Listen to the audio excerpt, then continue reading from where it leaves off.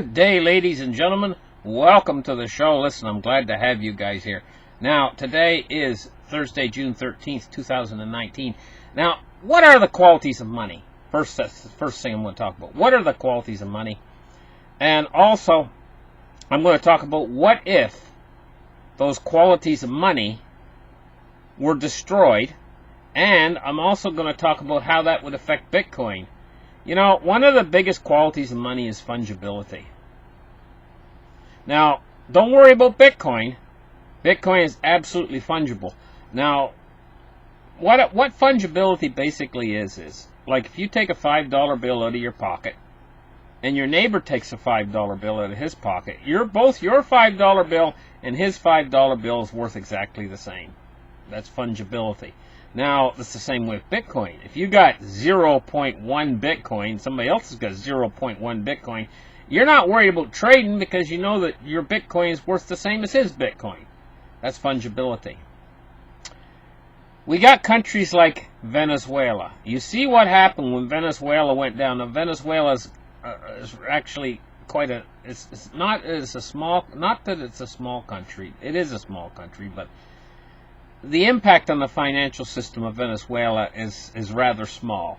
But they turned to Bitcoin when their currency got in trouble. Take note of that, folks. Take note of that. But what if a big country, a really big country, and maybe multiple countries were to turn to Bitcoin because their currency is in trouble? What if the euro was the currency that got in trouble? Now, I'm going to talk about fungibility a little bit, and I'm going to talk about the three qualities of money. One of the qualities is store of value. You know, your money is going to be, you can store it away, so store of value, and it's worth something later, you know, when you go back to get it. And next is fungibility. I already explained that. That's the equal value for your money. That means your dollar's worth the same as somebody else's dollar. And the third quality of money is limited supply. Well, what if the euro was getting in trouble? Let's talk about it more. Let's open up the charts right here and let's take a look at what's going on. Italy is the problem. Well, didn't you know Italy's been brewing for a long time? You guys know about this.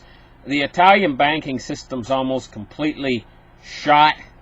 They're basically getting along by borrowing money, you know, and Italy is a mess. They're a basket case. Basically, the way I put it is a basket case. They're a broke country. Now, they have the euro.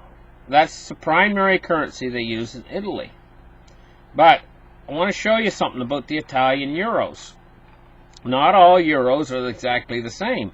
If we take a look at this article right here, it's not really an article. It's something that somebody posted, but it's correct. It is correct. The Italian euros have an S on them right up here, right at the on the left-hand side of the bill. You can see it right there, the S. So they're marked. Italian euros are marked, right?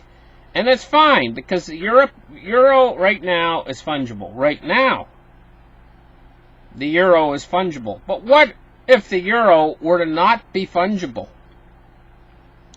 Could Italy actually make the euro not fungible? Well, here's the thing.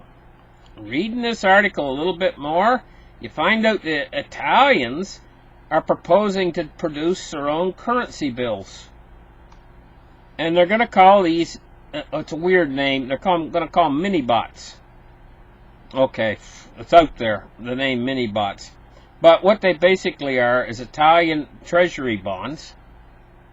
And what they're going to be doing is they're going to be accepting these as a form of payment by the Italian government. They're going to be circulating alongside the euro. It says MiniBots were initially conceived to pay back Italy's insurmountable debt mountain. Yes, paying debt with more debt, but the government would also accept MiniBots back as payment for taxes, train tickets, and gasoline. So they're basically going to be creating more currency in the country. You know, this is going to increase the amount of Italian, basically increase the amount of Italian euros. It says here, this woman, Rebecca, she wrote, if MiniBots are introduced, they will circulate as a quasi-currency in parallel with the euros. The anti-EU League party is making vague noises, but do not be fooled. A parallel voluntary money will not be good for ordinary people. So if these MiniBots act as a quasi-currency, what basically it'll do is it'll make the Italian euros,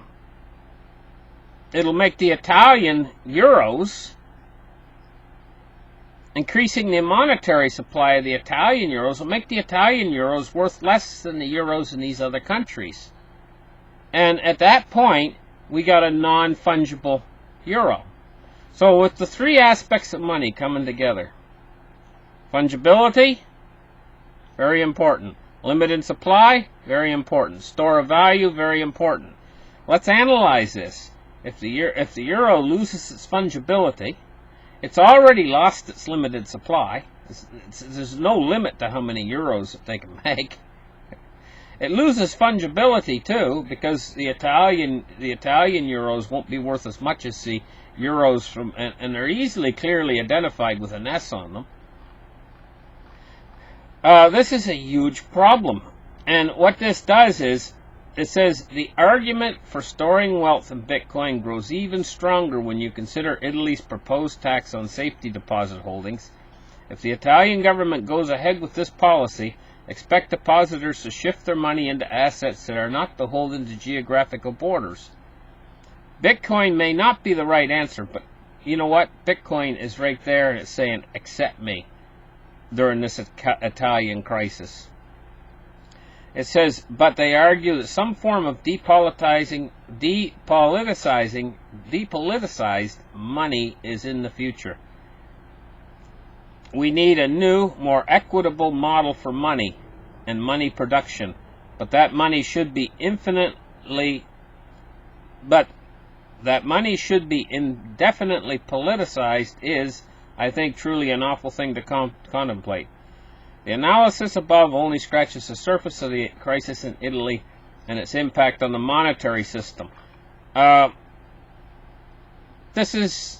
is the big. It's even a bigger problem.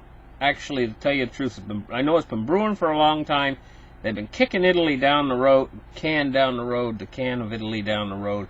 But it's a monster of a can. It's more like a 45-gallon barrel that they're kicking down the road instead of a can.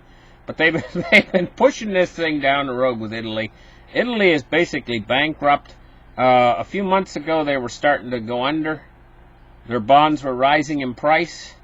The Italian bonds.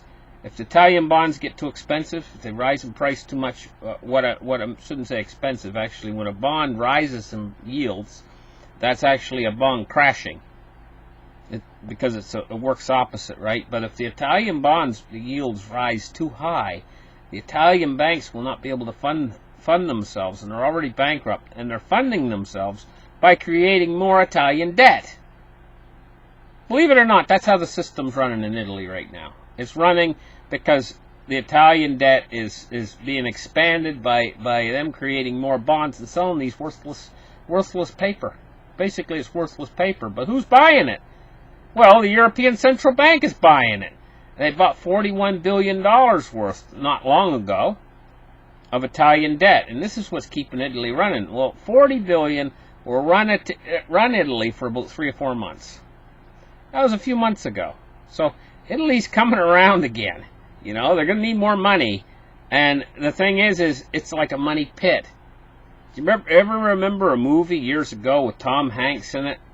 It was called The Money Pit.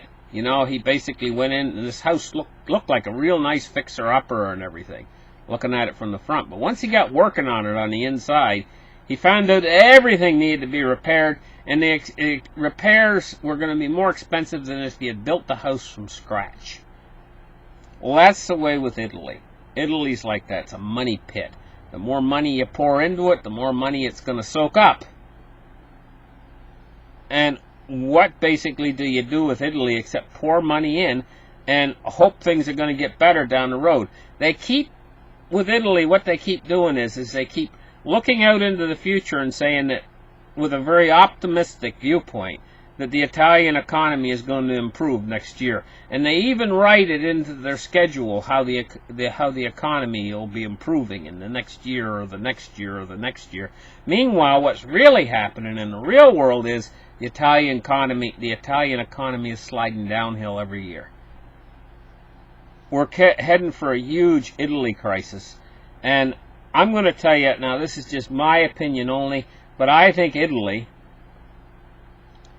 the Italians might be a country that switches over and actually, not the government telling them to do it or anything like that, but just basically the people in Italy are bright enough, smart enough to start using Bitcoin instead of euros, especially if the Italian euros become unfungible. Listen, thank you guys for listening. Like and subscribe, and we'll catch you guys in the next show. Bye-bye.